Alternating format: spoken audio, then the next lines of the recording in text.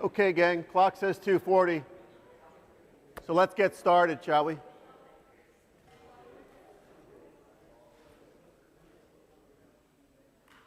Okay, thank you. So, we're going to get going with class. We have homework set 4 due today. Sorry, 5. Homework set 5 due today. So, make sure and turn that in before you leave today. Homework set 6 will be posted 5 o'clock today. That'll be due a week from today. We'll have one other homework set following that, and then a week from Tuesday is the second midterm exam. So that's not too far off on the horizon now. So I will be your lecturer today and 2 days next week, and then my part is done, and Professor Skurlos is going to take you home for the third part starting in 2 weeks. Today I'm going to continue and finish our discussion of solar power, and then I'm going to transition to the subject of wind energy for renewable electricity. Okay? So on Tuesday we were talking about ways of focusing the sun's energy to produce electric power using flat plate collectors or focusing mirrors, like the central receiver power plant shown here in California. And we talked about the physics of collectors, how we have a balance between absorption of the energy that comes in and then losses from convection to the surroundings. And we can figure out a peak collector temperature based on a balance of these two heat flows where we achieve a peak temperature when the inflow equals the outflow. And one way to get a very high peak temperature, which is what we want to do if we want to generate electricity using a power plant, a turbine, is to get that temperature as high as possible. And a way to do that is to focus the sun's beams using curved mirrors.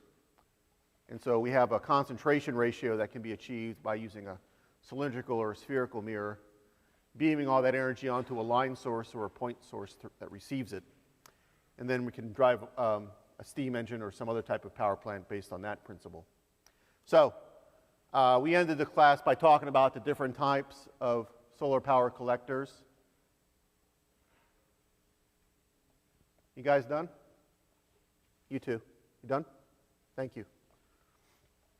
We talked about 3 different types of collectors and the advantages and disadvantages of those various collectors. So what I want to do today now is talk about the other alternative for harnessing solar power, which is to use a photovoltaic approach. And so there's other sunlight besides the direct beam component we could potentially capture using this method. Sunlight will be reflected and absorbed as it tries to get to Earth's surface. And some of the diffuse beam radiation can also be effectively harnessed if we use a semiconductor device. And so to understand what photovoltaics are, and I think we stopped right here, we have to understand what a semiconductor is. Okay? So photovoltaic cells are based on the electrical properties of semiconductor materials. So what's a semiconductor? And where do we find semiconductors in the periodic table? Silicon's an example of a semiconductor. Where is silicon? Well, actually, it's not transition metals, right? Those are the D row. It's up here in the top right. Well, top right. What we call the nonmetals, right? Sort of in that territory. Silicon, other metals such as gallium and indium, they're all kind of clustered in that zone. So a semiconductor is distinct from a metal in what's going on with its outermost shell of electrons. And so the distinction is kind of shown here. If you've had a course in physical chemistry that got a little bit dug into the quantum aspect, they may have gone through some of this. You're probably aware that electrons occupy orbitals, right? You know, everybody hears about that in high school. And so the electrons occupy orbitals from the closest to the nucleus outward, right? And so the outermost orbitals are empty, or maybe partially filled at best. The partially filled one on the outermost set is what we call the valence band, right? The reason why atoms form bonds with other atoms to form molecules is that they're all on the same mission, which is to complete their valence orbital. They want to have a complete set of electrons. The magic number is usually 8, right? They're trying to get a complete set of 8 electrons in their s and p orbitals when you put them together in that outermost band. So metals have a situation where they have a conduction band, which is a loosely held band, which is partially filled. So metals like copper, they have an outermost set of electrons which they don't really have strict ownership over, but those electrons are sort of delocalized and they can move around freely. And so the reason why copper is used as a conductor in wire is because of this delocalization and the ease with which the electrons can move from place to place in that solid. Okay? So in metals, you have a pretty short distance energy-wise between the filled band and then the conduction band that's partially filled above it. It's easy for electrons to hop up and down across that jump because that energy gap is small. One of the things that quantum mechanics teaches us about atoms at the fine level of detail is that electrons can either be in one energy state or another, but they can't occupy rungs intermediate. There are very discrete levels of energy that they can have, and they can go back and forth only by having an exact amount of jump or upwards or downwards, a quantum increase or decrease in energy.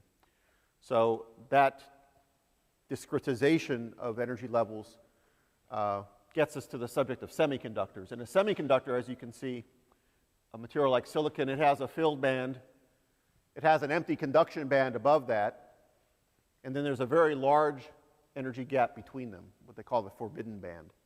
And so for silicon to conduct an electron, that electron has to traverse this big energy gap between its filled band underneath and the conduction band above. So it needs a boost. It needs some energy supply to it to pop up there. So the name of the game in semiconductors is, what does it take to supply that jump to get up into the conduction band? Well, it's different for each type of material that's a semiconductor. But for silicon, the amount of energy needed is 1.12 electron volts. Okay? And so in a photovoltaic device, we're using energy delivered by the photons from the sun to provide that jump, to give that electron the energy it needs to cross that forbidden zone to get up into the conduction band. And once it's there, it can join electric current flow. So this is what the essence of a semiconductor is and how it's applied to a photovoltaic system. Now, the energy comes from the sun to produce the electrons, the mobile electron, the electricity.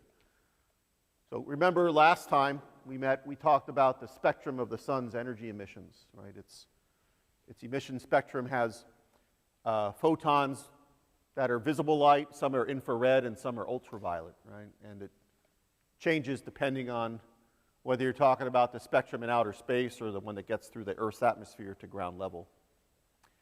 The one that gets to ground level has some of the wavelengths missing or mostly lost because of water vapor and carbon dioxide and other gases in the atmosphere absorb some of those energy wavelengths and basically erase them from the mix. But what's left over is what's shown here, this jagged, peak.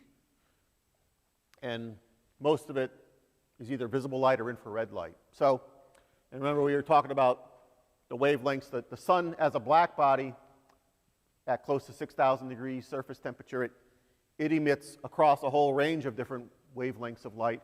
But the peak for the sun's spectrum is in the visible band around half a nanometer.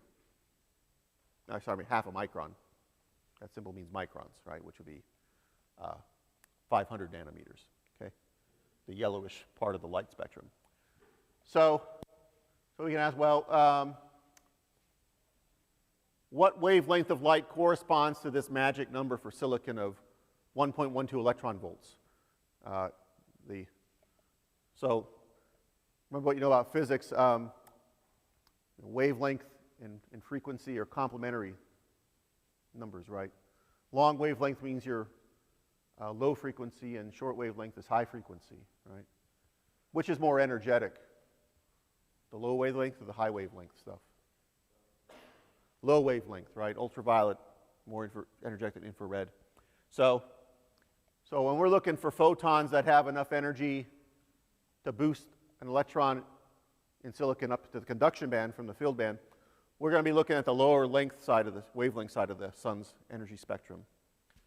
Well, it turns out that for a band gap energy of 1.12 electron volts, the corresponding wavelength that you need from a photon from the sun is 1.11 microns, as shown there on the chart, bottom right. Those two numbers are coincidentally about the same, but they don't have to be the same. In most other types of semiconductors, they're not the same.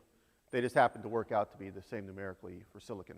So, in other words, the photons that are in the infrared spectrum at or below 1.1 microns, including the visible light, the ultraviolet, anything more energetic than that, all of those would in principle have enough, just enough or more energy than is needed to bump an electron from a lower to a higher energy level in silicon to produce a conducting electron in that empty outer band of the silicon atom. So what about the wavelengths that are 1.2, 1.6 and bigger? Well, those are going to have lower energy, lower than the magic amount of 1.12 electron volts. So the part of the sun spectrum that is in the longer wavelengths, the infrared above 1.1 microns, that is useless to us for photovoltaics. None of those photons bring enough energy to the process to cause an electron to jump from a lower to a higher energy level. It isn't sufficient. You can't get halfway there. Either you get all the way there or you don't get there at all. So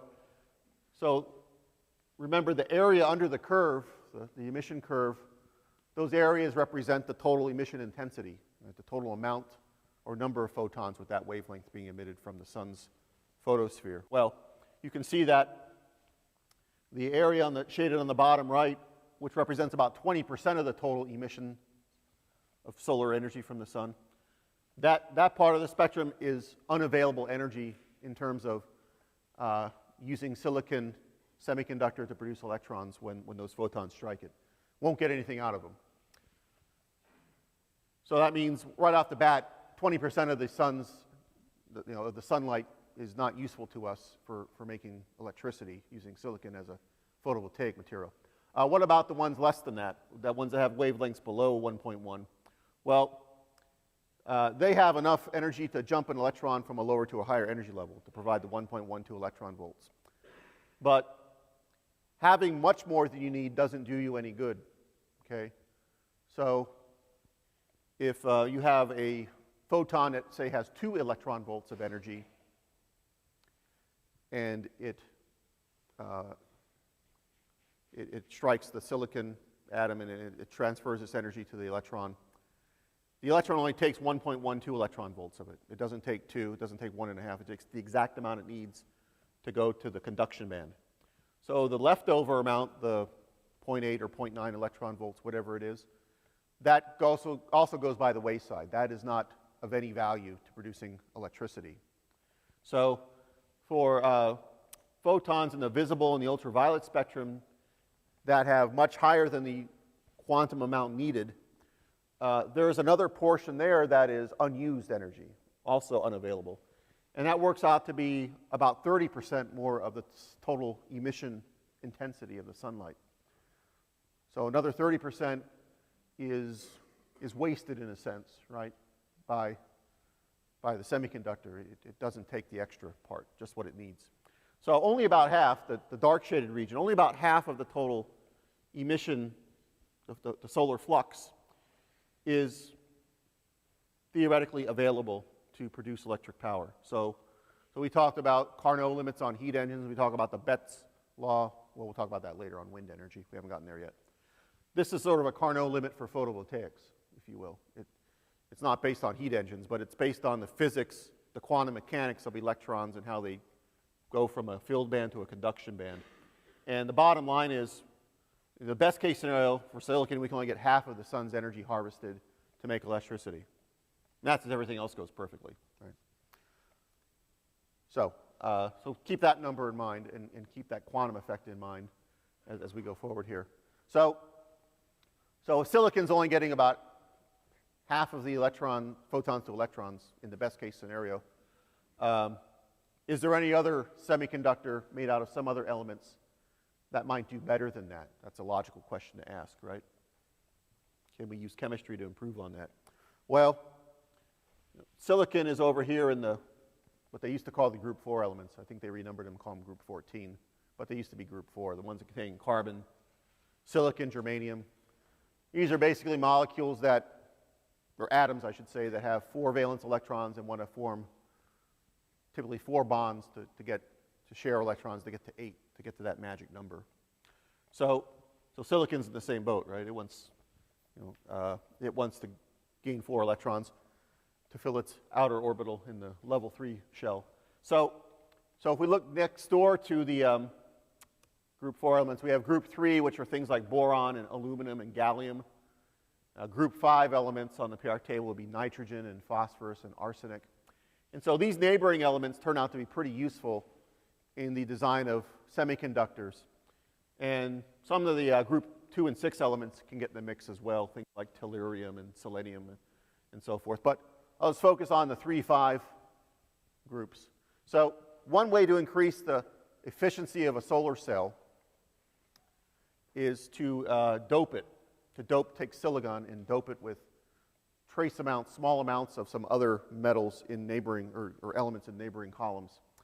So one of the problems with just using bulk silicon is that a lot of the time, if we get lucky and a photon hits an electron with just the right amount of energy or more than it needs and bumps it up into that conduction band, the most likely thing to happen, if left to its own devices, is that electron will just fall right back down into the well and drop back down into that lower band, the filled band, closer to the nucleus, and as opposed to being swept away in an electric current. So one of the early frustrations with photovoltaics or semiconductors is that only a few of the electrons that were produced by the action of the photons striking the material could be preserved and swept away and used to power a circuit, a load on a circuit. Most of them got soaked back up by the silicon atoms, right? Reabsorbed back into the filled band below. So with doping, we can increase the number of electrons that don't fall back into that hole that they briefly jumped out of. And how is it done? Well, if we take a silicon atom, we substitute it for a phosphorus atom. So phosphorus is in the group 5. It's one column to the right. So the nucleus of that will have a net extra charge of +1, right? And so what happens there is that we wind up having an extra electron brought to the mix by phosphorus, which is mobile because the phosphorus replaces the silicon, and the silicon was bound to 4 other silicon atoms. But now this doped silicon with the phosphorus atom in it, it doesn't need that 5th electron, and it just says go shoo, run off. And so by doping, by creating what's called an N-type material, by replacing a group 4 element like silicon with a group 5 element like phosphorus, you get a mobile free electron. If we do the opposite thing, which is to replace the silicon atom from group 4 with a group 3 element like boron, then boron has a +3 nuclear charge instead of a +4 nucleus charge. And it will grab an extra electron to fill its band. And that means we have effectively a mobile positive charge. It's kind of the opposite case. And that's called a p-type material. So N-type and p-type materials in and of themselves are, they're kind of interesting, a lab curiosity. But the fun part is what happens when you put them together. This is the interesting, cool sciencey part. If you bring along alongside an N-type material with a P-type material, one that's doped with group 3 elements, one that's doped with group 5. And again, you don't dope them by very much. You might use like 1 out of 10,000 silicon atoms, replace it with a phosphorus, and do the same thing with boron. So very small amounts of these added. But even a small amount has a big effect. What happens when you form a PN junction, when you bring these two different doped interfaces together, is that within a split second, all the mobile electrons on the N-side material are going to jump over into the holes, the mobile holes in the P-side material. And they rapidly form a new steady state where you have mobile electrons on the left-hand side, mobile positive charges or holes on the right-hand side, and then what's called a depletion region in the middle, where there is a strong electric field which is established, and it's a permanent electric field, and it's a very high intensity electric field. And again, it's just because of the quantum physics of these materials. So that depletion region is very narrow in its length scale. It's only a micron or so in width. But it has a very strong field strength. It has a field strength of more than 10,000 volts per centimeter, which is very strong indeed. What this means is that any electron that is formed in that depletion region or near it, instead of falling back into the silicon after the photon bumps it up in the conduction band, the depletion region, the electric field of it, sweeps that electron away almost instantaneously. And it keeps it from recombining with the atomic nucleus in the lower energy levels. And so the concept of the photovoltaic using doped silicon is that when the photon strikes the junction, it forms this pair of holes and electrons. And the electron goes one way, the hole goes the other. And the electrons are preserved instead of the holes and electrons recombining. And hence, you have the basis for establishing an electric current using the photovoltaic material now, using this PN junction. That's the thing that really makes it click. And so with that excess, that current then that's delivered, the electrons can go off and provide power to a load, and this photovoltaic array can be the power source for a circuit. So that's the basic physics of what's going on with photovoltaics. So this would be one based on doped silicon, where again we're looking for electron energies of 1.12 electron volts to produce conducting electrons. And that means we have to use photons that are at or below a wavelength of 1.1 microns from the solar spectrum. Is that the best material to use, right? Because with that material, we're losing about half of the sun's insolation as unavailable. Well, you can do analysis of the physics of the problem, and if you look at other materials that are formed by combining group 2 elements with group 6 elements, like cadmium and telluride, or group 3 elements with group 5 elements from the periodic table, like gallium arsenide or indium phosphate, you see that for each one of these types of semiconductors, and they're all in the same boat, they all have filled electron shells and a conduction band that's empty that sits some distance above it, separated by a gap of energy, a forbidden zone. Well, each one of them has a different band gap energy that has to be overcome. For gallium arsenide, it's 1.42 electron volts. For cadmium telluride, it's 1.5. And there's a corresponding cutoff wavelength in the solar spectrum. That is the maximum wavelength that can carry the requisite amount of electron volts of energy in the photon. And so if you look at the mathematics of the sun's spectrum and ask yourself, well, what's the best one? What would give us the maximum available insulation to use for photovoltaic electricity?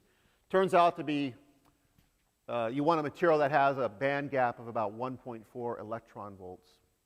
So there are better options in terms of that physics than silicon, okay? The gallium arsenide and some of the other ones are closer to that sweet spot, and you could harness a little bit more of the sun's photonic energy. On the other hand, silicon is dirt cheap, right? It's like the most abundant element in the Earth's crust, right? And silicon is the basis of quartz glasses and things like that.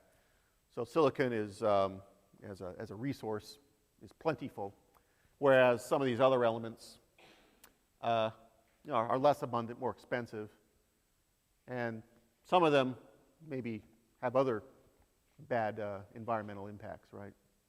What do you see up there that you know is an element that you wouldn't want to have in your drinking water, let's put it that way? Arsenic, yeah, right, arsenic, poisonous. Cadmium is another bad actor, right? Cadmium can screw up with the, it's right below zinc on the periodic table, and zinc is important as a nutrient for the functions of a lot of proteins. It's a structural metal ion, which makes sure that proteins fold up the right way. And if you stick cadmium in there, and also mercury, which is the next one down below cadmium, either of those can wreak a lot of havoc with your biology if you ingest too much of them.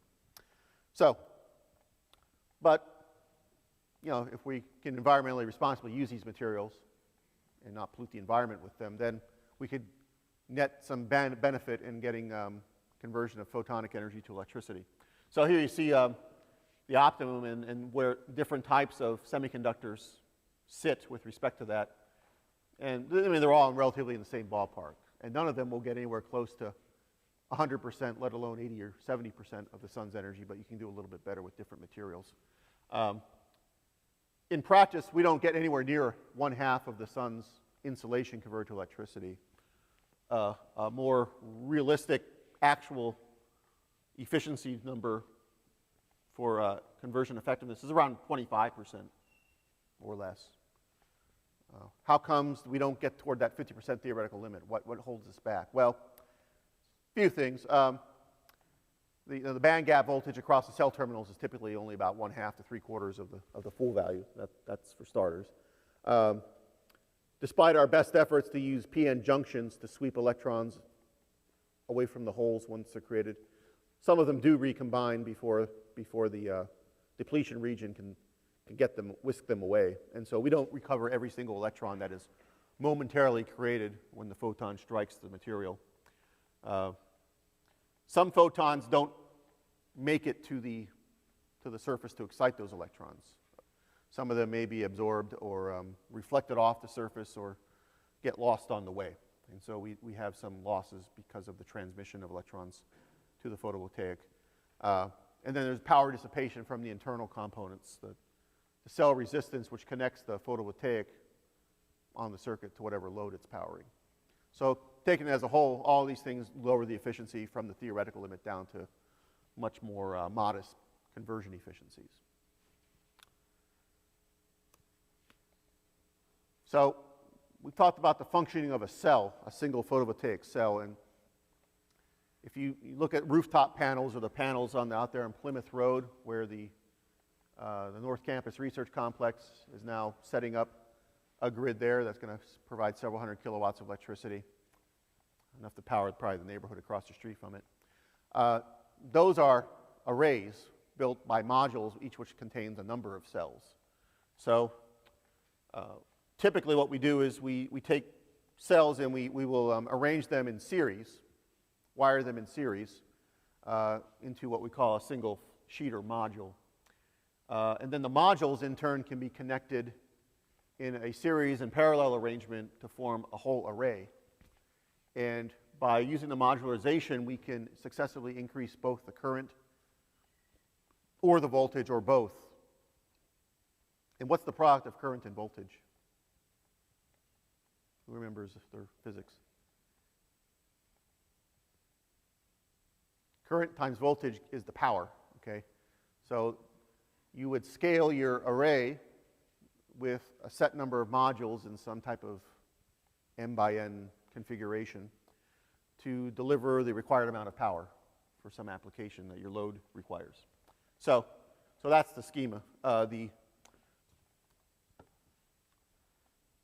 We have what's called a current voltage curve for each cell, which looks like this. And so when we talk about the specifications of photovoltaic cells, there is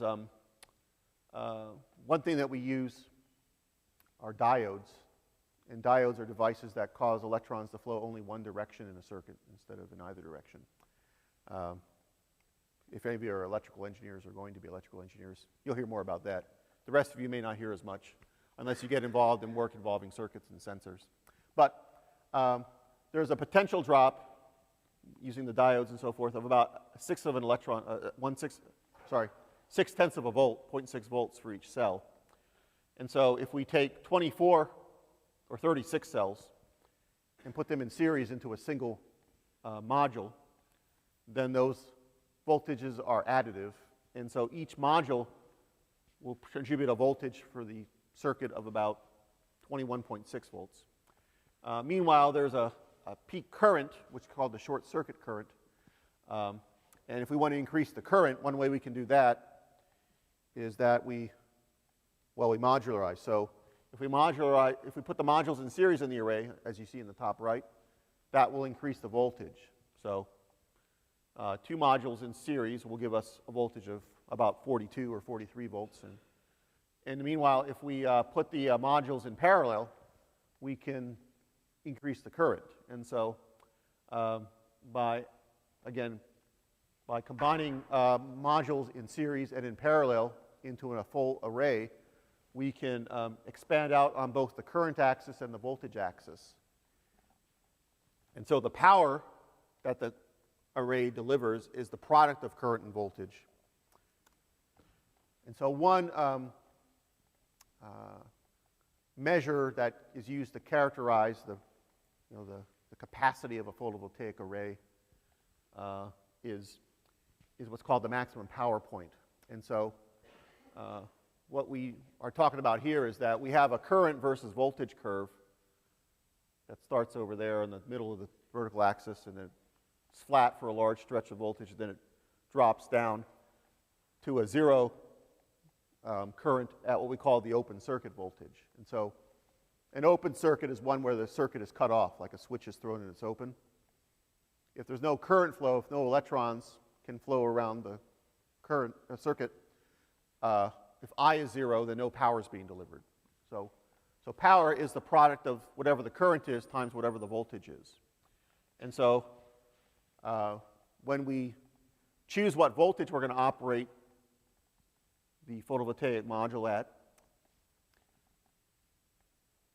well, if we choose 0 voltage, you can see that would also deliver 0 power. So V equals 0 is a bad choice, and the voltage corresponding to the open circuit voltage is also not going to give us any power.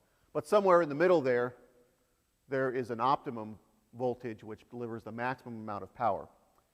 And by taking the product of the current with respect to voltage, you can create the power curve that's shown here, which starts at the origin, goes up to a peak, and then drops back to 0 at the open circuit voltage. And so that maximum where the choice of the voltage, which gives us what's called the maximum power point, the greatest amount of power delivered, is what we call the rated power of the PV module. Okay? So the rated power will be the maximum amount of power that can be delivered if you operate at that optimum voltage, a rated voltage. And so here's an example of some commercially manufactured photovoltaic modules, and you can see the specifications that describe their performance, including the voltage at the maximum rated power and what that rated power is. You see these are all rated from the range of 40 up to about 165 or so watts at rated voltages that range from 16 to about double that amount, 34 or so. And there's some other parameters as well, including the dimensions and the weight. One thing that bears notice is the module efficiency, right? This would be the electricity output versus the insulation input, right? Flux out versus flux in. Low numbers, right? These are not going to be world beaters in terms of extremely high efficiencies. You have high single digits, low double digits. These are somewhat a few years out of date, actually, and some of the newer ones have pushed that curve up into the high teens, pushing up around 20%. But even so, the most efficient modules maybe will come in around 25%. You're not going to get anywhere close to the 50% recovery of the sun's energy into electricity using photovoltaics. But solar income resource, so we like that, right? We're not using inheritance income. We're not using fossil fuels. lower emissions to deal with. They're not emission-free, but they're pretty clean as an energy source, right? And fairly widely applicable in where we site them. I mean, the university's putting these in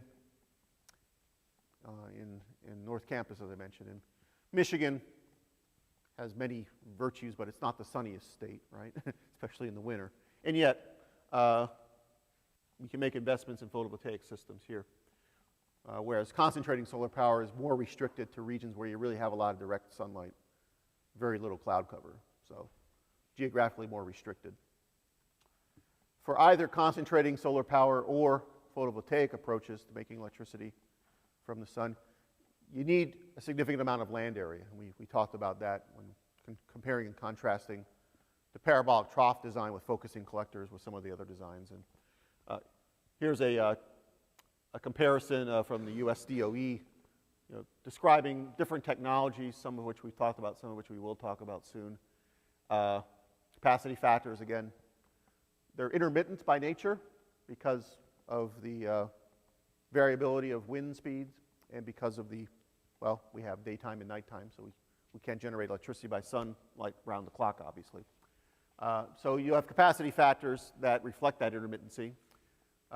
We have efficiencies which also reflect the constraints of the physics of these devices and how much of the sun we can actually, the photonic energy we can actually convert to electricity. And there's a land use commitment which can be significant. You can see, for example, for flat plate photovoltaics, you would need something on the order of 5,000, 25,000 square meters for each gigawatt hour of energy output. Okay. So to put that in perspective, remember our cubic mile of oil as this measure of global scale energy consumption. Our planet, the people on our planet, consume about 3 of those each year, a little more than 3, right? So, and we did this exercise talking about, if we want to replace a cubic mile of oil, which is mostly fossil fuel based, coal, petroleum, and natural gas, with other energy sources, or with any one particular energy source, how many power plants of that energy type would we need? We did an exercise involving nuclear plants, for example, right? Talking about how we'd have to build a new nuclear plant almost every day in order to meet needs. Well, a cubic mile of oil is the energy output equivalent to about 52 nuclear power plants each year for 50 years, right? So about a plant a week. A coal-fired plant, an average coal-fired plant generates about 500 megawatts versus a gigawatt for a nuclear plant. So you would need double the amount of coal plants. You'd have to build 2 coal plants a week each year for 50 years to supply the energy equivalent of a cubic mile of oil. Okay. So those are big numbers, to be sure, 1 or 2 plants a week. So how many photovoltaic arrays would you need, do you think, to supply a cubic mile of oil of energy? 200? 500? 1,000? Anyone hazards a guess? You know I was setting you up for something small, right?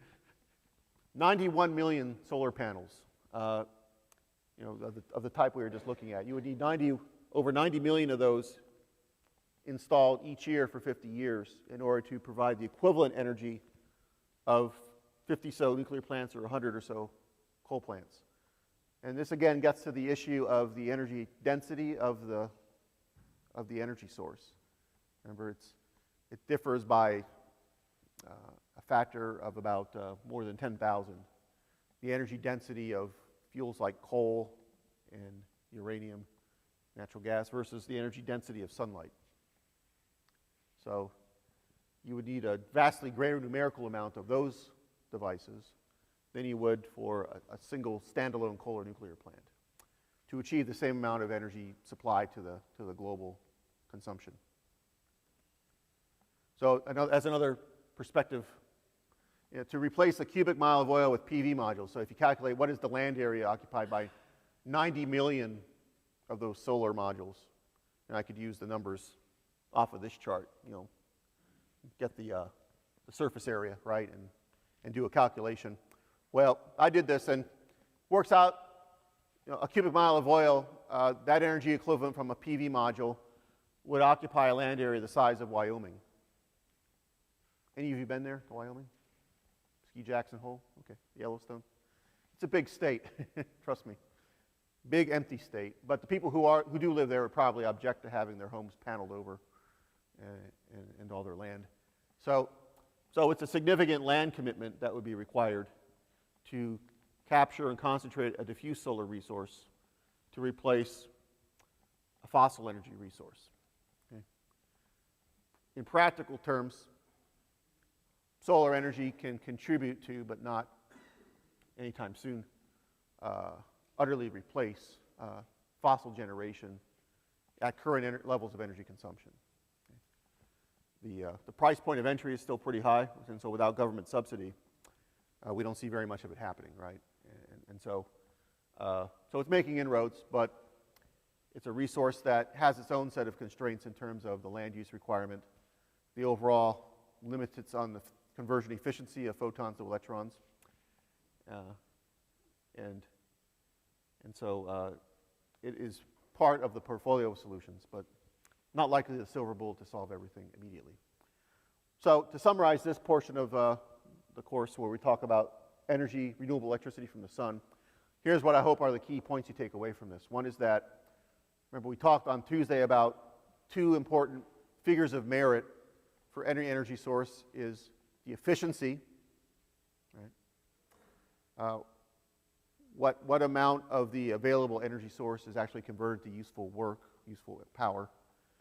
And then the efficiency is accompanied by the capacity factor, which says that, you know, for the equipment that we install to generate the electricity, you know, at what level are we using the capital equipment, right? Is the generator running at full rated output all the time or only a small fraction of the time? So both of those get to the cost side of the equation, right? And so ideally we'd like to both have them to be large numbers, but we can't always have it both ways. And we see with renewables often capacity factors and efficiencies are low, just by virtue of the nature of the process. So we've seen here that only a portion of that insulation that reaches the Earth's surface is suitable for producing electricity using a photovoltaic, right? You know, less than half of it in practical terms.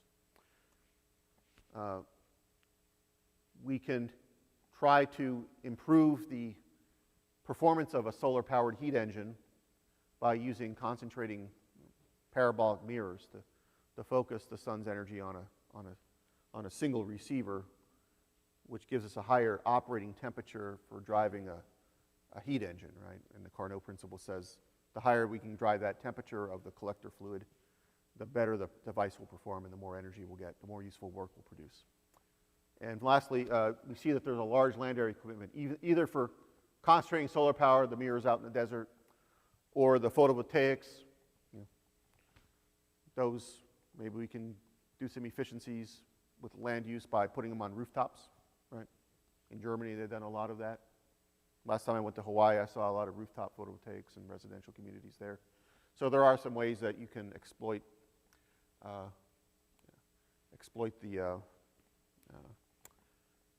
surface of buildings and by putting photovoltaics there, you may also improve the albedo of the surface of the rooftop so it doesn't absorb as much heat and require as much air conditioning in the summer. But we do have to think about land commitments.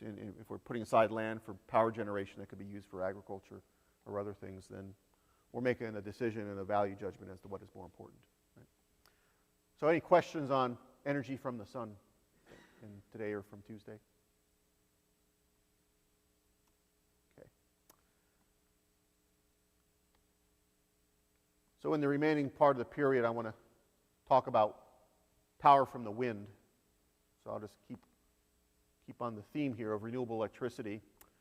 So I like to start all these units with a quote that has the word energy in it. So Warren Buffett, who I hear is pretty good at picking stocks, said this: should you find yourself in a chronically leaking boat, energy devoted to changing vessels is likely to be more productive than energy devoted to patching leaks. And you could apply that to the energy sector, right? Instead of finding ways to keep using fossil fuels without polluting the environment to a dreadful degree, we could think about switching over, transitioning to cleaner sources of electric power, right? So we're trying to build ourselves a bigger boat, or at least a cleaner operating boat, right? So wind power is viewed as one of the most attractive ways of doing that, of getting off the fossil fuel habit, right? The wind turbine is the de facto symbol now of clean energy, right? Just as the nuclear power plant dome, the cooling tower dome, used to be a symbol of everybody's fears about nuclear energy. So how much can wind go towards satisfying our energy needs and displacing fossil fuel use? That's what I want to set up the discussion for in this next lecture unit. So what we'll do is the following. We're going to talk about, the basic physics of wind turbines, the aerodynamics of their operation, and to figure out how much energy we could potentially harvest from high winds to produce electric power. We'll talk about how the performance of the turbine depends on the land and wind resource features, and what are the potential barriers to implementation of wind energy at scale. So wind is not exactly a new energy resource. It has been used since antiquity, right, for navigation or for transportation across the Earth's seas. In Persia, they have the ruins, as you see one here, of buildings where you could design the wind to sweep into a tunnel, and it would come upward and be directed to flow across a rotor. This is an example of a vertical axis wind turbine from AD 700. So it's been around a while, and that would be used not for making electricity, obviously, but for grinding, for milling, or for pumping water. Again, here's another image of a similar concept. Holland is synonymous with windmills, and, well, tulips too, I suppose, but definitely windmills and levees and dams and things. So they've been using those things for nearly a millennium for, again, for agriculture and for managing the sea level in their battle to keep the ocean at bay, right, in the Low Countries, in Belgium and so forth. In the American West, windmills were also very important for the pioneers, the settlers, for water supplies and to support mining and so forth, and agriculture. So these windmills were used for most of our history for agricultural applications and for water resource management. It's only very recently, though, that we've adapted windmill designs for making electricity from that wind. And so the modern wind turbines that are in the power industry are different in some important aspects from old-fashioned windmills that are used for milling and pumping and whatnot. With farm agricultural windmills and such, you have rotors with high torque and operating over relatively low wind speeds. And because of that, the blades have a much larger swept area, whereas in the case of turbines for electric power, they rotate much faster than will a windmill used for grain milling. They operate with a fewer number of blades typically, and under less turbulent conditions because they're at higher elevations with respect to ground surface. And we'll talk about why we go to higher elevations in a moment. So bottom line is modern wind turbines are much, much bigger than the windmills that are postcard pretty, right, that you see. Here's an example of what's that thing lying on the ground? Well, that's a wind turbine rotor. The blades which should have been mounted on the tower. So that that SUV there, that truck there, that F-150, I think it is, gives you perspective on the size of these things. You can see the hub is as big as that truck, and the blades, there's an overlay with a jumbo jet, a 747. You can see the wingspan of the jet and the diameter of the wind turbine are comparable, right? 70, 80 meters across easily. So these are massive constructs. When you tend to see them at a setback distance. You've probably driven by wind turbines. If you've gone up north, you've probably seen some. But you tend to view them from maybe a half a kilometer away because nobody lives right underneath one. There's zoning requirements with these and setbacks. But if you got really up and close and personal with one, you'd realize how enormous they are and the amount of steel that goes in their construction and the logistics of their maintenance when you have this. Well, we'll talk about the components next. But what is in a wind turbine? What are the two main parts? Well, basically we have two sections, a rotor and a generator. Okay? And so the rotor would be the blade and the shaft that connects it to the gearbox, right? And then in the nacelle there, which is the chamber there in the back there, which is connected to the tower, it has the power access and the maintenance access. You have the generator, which is going to convert the mechanical energy of the rotor shaft into electricity.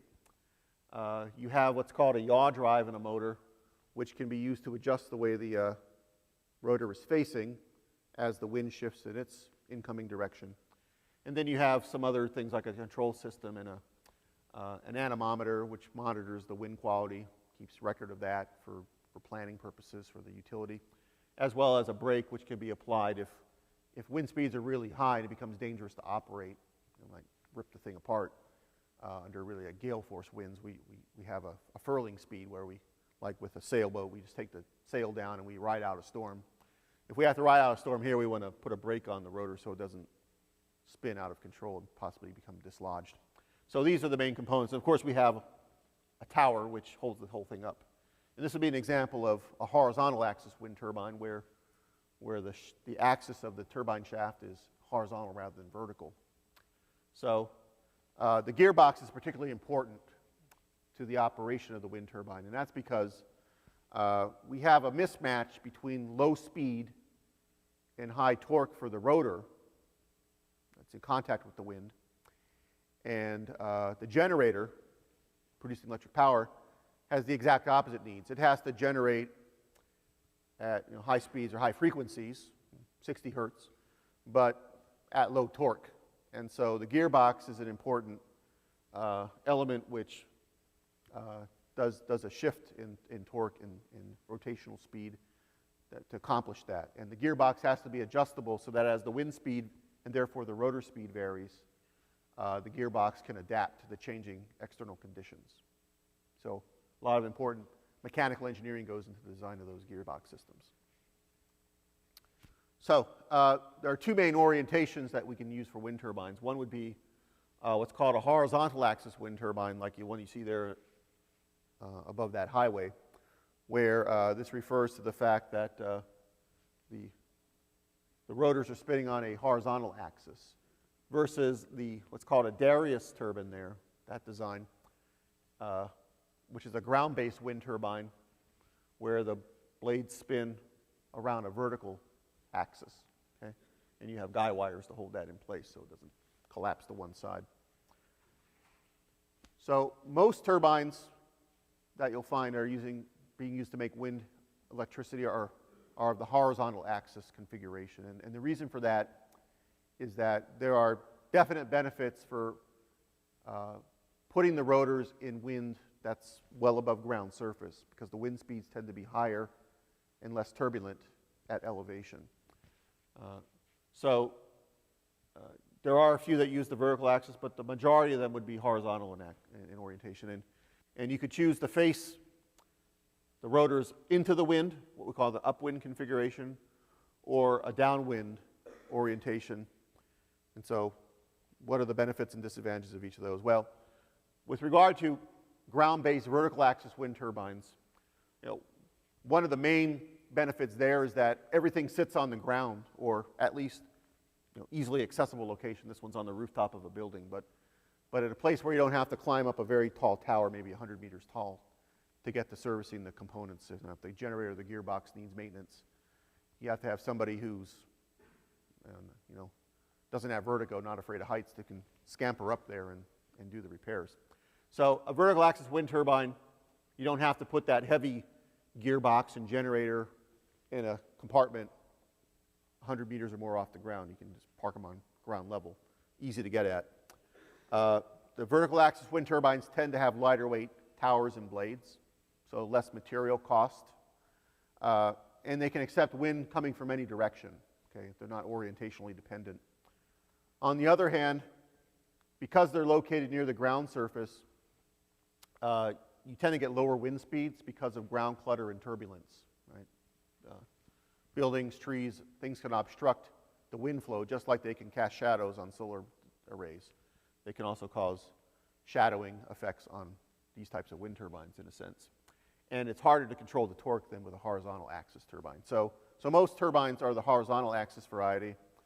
Again, you could choose to have the wind push the turbine rotor around based on its speed or its direction, which compass point it's coming from. It's called a downwind configuration. By doing this, by letting the wind decide how to orient the rotors, you don't have to have a control system. You don't have to use energy to position the turbine to face into the wind. Less monitoring and less energy input is required. So that's kind of nice. It saves on your equipment cost a bit. But one problem with the downwind configuration is that tower you see would be causing the wind to go around it. And so by putting the rotor on the opposite side of the incoming wind from the tower, you get a shadowing effect, which lowers the amount of energy you can convert to electricity. It cuts into your production. And it can also cause the blades to flex and fatigue and be damaged and have to be replaced more frequently. So the downwind orientation is less smooth in operation and less efficient, and you get less power out of it. And so most turbines use upwind, horizontal axis wind turbines, which combine the features of higher wind speeds and less turbulence, avoids the problems of the vertical axis ones. And it also avoids the problems of shadowing and fatigue caused by having the downwind configuration. So you have to have a yaw control system, adds to the expense of operating the turbine. But it's usually more than made up for by the higher energy recovery of those types of devices. Okay. The next slide is probably the most important one of the whole talk, so pay attention. We're going to figure out how much power is available in the wind. What is the total amount of energy source for wind at a given speed that could potentially be converted to electricity? So wind is a form of what type of energy? Well, I just have it right up there. What did I write? It's kinetic energy, right? It's a mechanical form of energy that is associated with the speed at which something is moving. Right? Kinetic energy is 1/2 mv squared.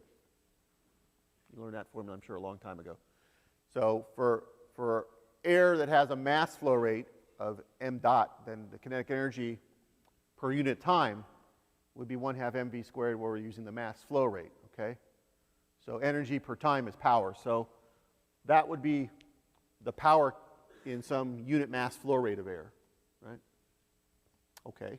So if air is moving at some wind speed v through some area A that is swept out, some circular area swept out by the rotor, the blades of the rotor, well, we can relate that mass flow rate of the air to the density of the air, rho, and the volumetric flow rate of the air, right? Density times volume is mass. Everybody agree? So density times volumetric flow rate is mass flow rate. So volumetric flow rate can be related to wind speed through the cross-sectional area of the flow, right? If you have water in a pipe flowing, and the pipe is full of water, the pipe's cross-sectional area times the velocity of the water in the pipe gives you the volumetric flow rate of the water in the pipe. Same sort of thing here, where we have some circular region swept by the wind turbine blades. and the air is flowing through there at some incoming velocity v. So the product of that area and velocity is the volume flow rate of the air, and the product of that with the density is the mass flow rate of the air. So I can rewrite that mass flow rate as rho AV, where v is, again, that same wind speed. So my kinetic energy per unit time, the power content of the wind, is equal to 1/2 times the air density, rho, times the area that's swept by the wind blade, the wind rotor, the blades of the wind turbine, times the cube of the wind speed. So the upshot of this analysis is that the power content of the wind varies as the cube, the third power of the wind speed. Okay? So if we want to get an actual number for how much kinetic energy that is, well, we need the air density. A good working number for air density is that it's, at ambient air at typical outside conditions of temperature and pressure, has a density of about 1.2 kilograms per cubic meter. So when we look at examples of hydropower and energy content in hydro, like a reservoir, we use a density for water, which is about 1,000 kilograms per cubic meter. Okay? Air, being a gas, has a much lower density. So make sure you use the right density in these calculations. Don't use a liquid-like density for air. Okay? Just point that out. So this cubic dependence, if we plot that, for a typical air density, it looks like this. So you can see here's the power in the wind, and I divided by the area. So it's power in watts per square meter of swept area by the turbine blades as a function of the wind speed in meters per second. And so you can see as the wind speed increases, the power available in the wind goes up quite dramatically. Right? So at 6 meters per second wind speed, the power is about 120 or so watts per square meter. But if we double the wind speed to 12 meters per second, it's more than 1,000 watts per square meter, because it's increased by a factor of what? If the wind speed doubles, the power content increases by a factor of 8, the cube of 2, right? So the sites that have very high wind speeds, even on occasional basis, wind speeds of 12 or 15, 18 meters per second on average, those have a disproportionately higher potential for generating wind electricity. Right? So a site that has twice the wind speed of another on average is not twice as good. It could be 8 times better. So there's really an interest in finding places that have high category winds, as they're known, with peak wind speeds in the double digits in meters per second as the best sites for developing wind farms. You'll also note that the power, or the kinetic energy available per unit of time, the power content of the wind, is proportional to the swept area of the blades of the turbine. And area is, last time I checked, the area of a circle is equal to the square of its diameter, pi d squared over 4, right, is the formula. So longer blade diameter means larger swept area, means more capturable kinetic energy, more power generation. So is there a cost incentive to do that? Well, yes, there is. The cost of manufacturing the wind turbines, the blades of the wind turbine, scales about linearly with the blade diameter. And so if the cost of building the wind turbine goes as d, but the power that you can then harvest goes as d squared, that says build the blades as large as possible, right? Make the turbine as large as possible. That's how we wind up with turbines the diameter of jumbo jets, right? And taller than the Statue of Liberty, because the economies of scale say build it as large as you can manage. Now there are limits to how big we can do that, right? Because if it's a horizontal axis wind turbine, it has to be mounted on a tower. And so these things, if they get really massive, they weigh a huge amount, and we can't structurally stabilize them. So there are limits to how far we can go. But we have seen a significant increase in the size of turbines over the last 10 or 20 years as manufacturers push these to the limits that they can manage. Well, the larger the wind turbine's blades, the higher we have to mount it on a tower to clear the ground surface. And in any event, we would want to go to elevation regardless of the size of the blades, their diameters, because the higher we go up above ground surface, the higher the wind speeds tend to be. So if you've gone on a hike up a mountain, at the summit it tends to be a bit windier than down in the valley, right, down at the base of the mountain. And that is generally true if you go above ground level anywhere, that the wind speed will increase as you get higher up. There is what's called a friction coefficient or a shear coefficient, which describes in a power law relationship how the speed of the wind varies as a function of the height above ground level. And you can see how this works. A power law would be where you have one number equals a second number raised to a certain power, right? And so if alpha is any positive coefficient, that means V will increase as H increases as you get further above ground surface. And we would typically scale this with respect to some reference height where we have wind measurements taken, say maybe at 10 meters level with an anemometer above ground surface. So the shear coefficient, that exponent, its value depends on the nature of the land, its topography. So generally speaking, the more rugged the terrain, the greater the variation of height as you move across the surface of the land of ground level. The higher the coefficient will be, and the greater the benefit will be of getting high above ground to capture the wind resource potential. So you see that out over the open water where there are no wind breaks, where the wind can flow uninterrupted, the coefficient is pretty low for a smooth or nearly smooth surface. If you go out to a croplands, a farmer's field, you might have a coefficient around 10 or 15%, 20%. If you consider a forested woodlands, those tend to have more turbulence and variation in the terrain.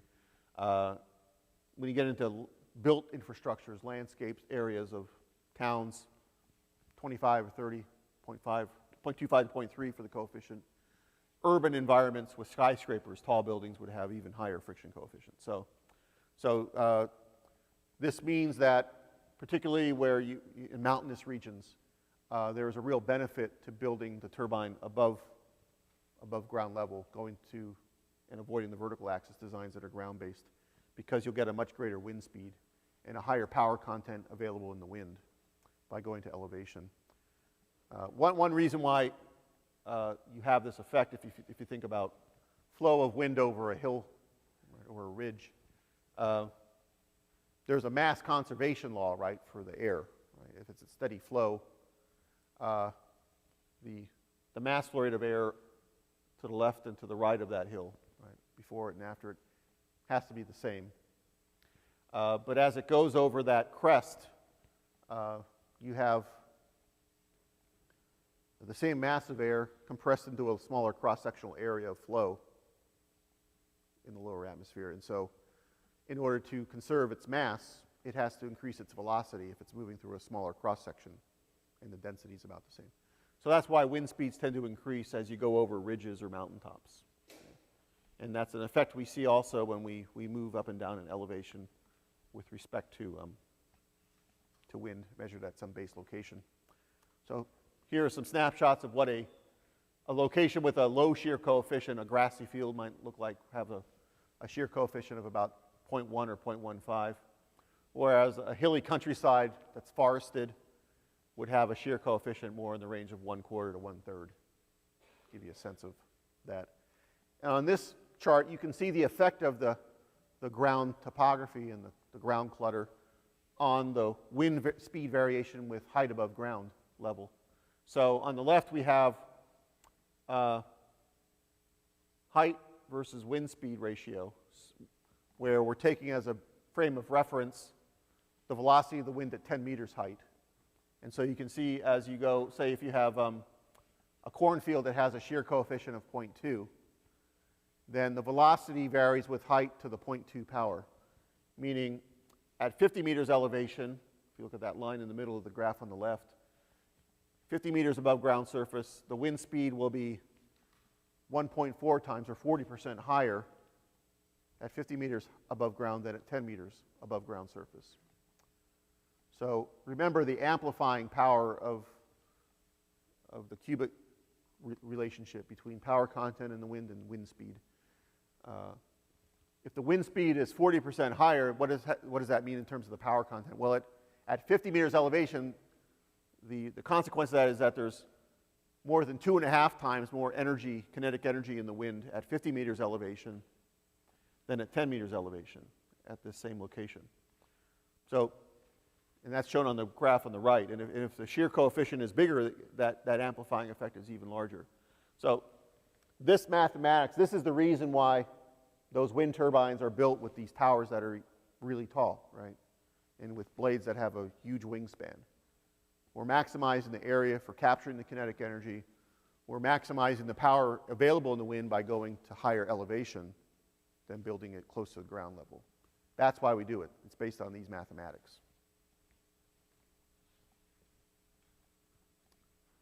All right, well, so we know how much power is theoretically available in the wind at a given elevation for a given wind speed.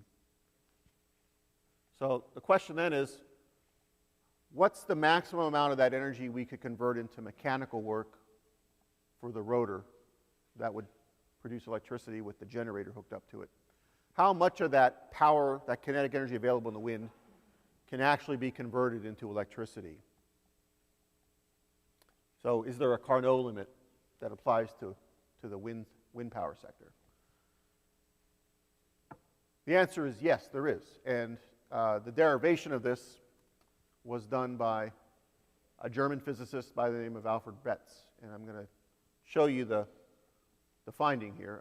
So if we think about what's going on when the wind approaches our tower that has the wind turbine blades mounted on it there, and it passes through, and some of that kinetic energy in the wind is transferred into making those blades rotate. So there's energy lost from the wind that is transferred into the mechanical work done by the turbine. And then, so the wind goes past the turbine, goes downwind with a lower velocity than it approached. Has to, right? If it transferred some of its energy to that machine, it has to have shed some of its kinetic energy. So the power that's transferred from the wind into the turbine is going to be the difference of its kinetic energy approaching the wind turbine versus its kinetic energy downstream or downwind of the turbine, right? Which works out to be a difference in its upwind velocity, V, and its downwind velocity, V sub W. Now, the mass flow rate is the same, both upwind and downwind. The air has to have the same mass flow rate if this turbine is operating at steady flow conditions. We don't have air accumulating in one place and not the other, right? So the mass flow rate's just like any other steady flow device, like any other steady flow device with one entrance and one exit, has to be the same in both places. So everybody okay with that equation so far? So that's the amount of power that we captured that was transferred to the turbine. And once again, we can change the mass flow rate into one that is expressed in terms of the wind velocity by taking the product of density, the area that's swept by the blades of the rotor, and the velocity of the wind right at the rotor itself, right at the turbine itself. And so the mass flow rate is the same upwind and at the turbine and downwind. So let's look at what's happening right there at the rotor. So we have some velocity at the turbine, which is somewhere between the upwind and downwind velocity. And we have to make a decision, well, what is it? Which one is it closer to? Well, Betz assumed that, let's just take it as the average of the two. So the velocity of the wind as it passes across the blades of the turbine is the arithmetic average of the upwind and downwind velocity. Seems like a reasonable approximation, right? So if we do that, and we plug that into the equation above it, and we do a little bit of algebraic rearrangement, what we get is that the power delivered from the wind to the turbine equals 1/2 rho AV cubed times a coefficient called the rotary efficiency. And so first, 1/2 rho AV cubed, that first term, does that look familiar? That first term there that's just the power content in the wind as it's approaching, right? That's the amount of kinetic energy available in the wind at this location. And so that coefficient for the rotary efficiency is this term over here. And you can see that coefficient depends on the ratio of the downwind velocity and the upwind velocity. And this coefficient is some number between, well, it's not some number less than 1, I'll put it that way for now. For any value that you would choose for the downwind-upwind ratio, CP will be less than 1. So that's telling us that only a fraction of the wind's kinetic energy can be converted into mechanical work. We don't get to convert 100% of it. If we did convert 100% of the wind's energy, kinetic energy, into mechanical work, what would be the downwind velocity? 0. It would stop moving, right? And we couldn't have a steady flow system. So it's not practical to capture every last little bit of the wind's energy, its kinetic energy. It gets to keep some of it, right? So on the next logical question is, well, what is that rotary efficiency, and is there a maximum value of this ratio of downwind to upwind speeds that gives us the largest fraction of that converted to work? So what we have is a function for the efficiency, C sub P, as a function of one variable, this ratio VW over V, which appears in 2 places. You may recall from your calculus courses that if you have a function f of some variable x, and you want to know what is the maximum of f, at what value of x does the maximum occur, what do? You take the derivative of the function with respect to x, and you set that derivative equal to 0, and then you solve that equation for x, and that solution gives you where the minima occur. Minima or maxima, works either way. Well, here we're doing that. We want to find the value of the downwind to upwind speed ratio, which maximizes CP. And we know there's a maximum somewhere, because the downwind velocity has to be equal to or less than the upwind velocity. So VW over V has to be some number between 0 and 1. And if you can see, if downwind is 0, then we've stalled. There's no wind flow, and that can't be the case. There's no power generated in that case. If the downwind velocity is the same as the upwind velocity, then VW over V equals 1, right? And that second term in square brackets vanishes, and so we have no power delivered.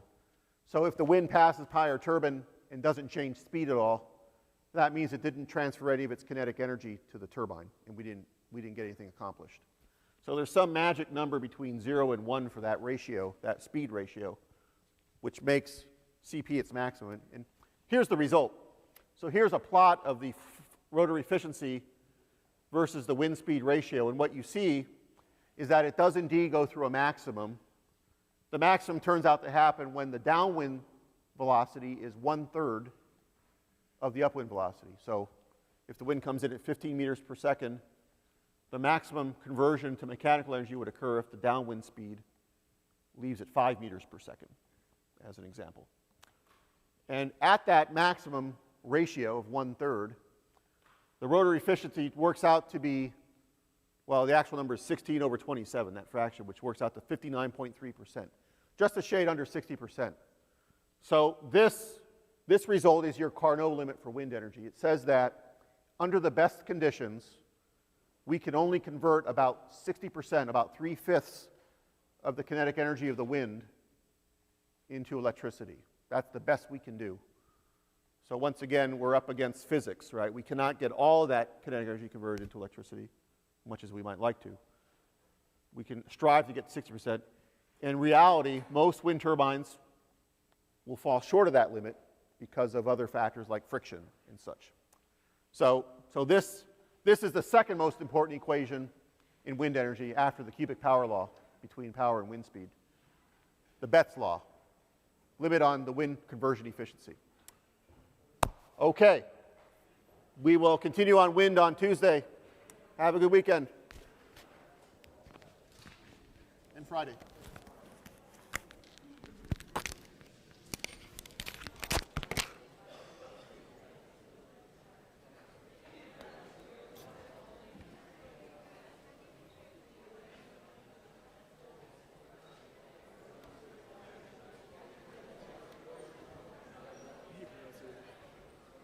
Hi. Hey, I just had a question about kind of related to solar cells. Yes. We talked with the housemates last night about lecture and everything, and they asked me like, is there a certain limit at which by building a whole bunch of solar cells or solar panels, it'll actually take away some of the natural heating effects of the sun from the earth? Would that mess with the climate at all, or? Well, most of the energy of the photons would still go to heating the surface. The photovoltaics themselves get heated by the photons. Many of them are not absorbed in a way to promote electron in the conduction band.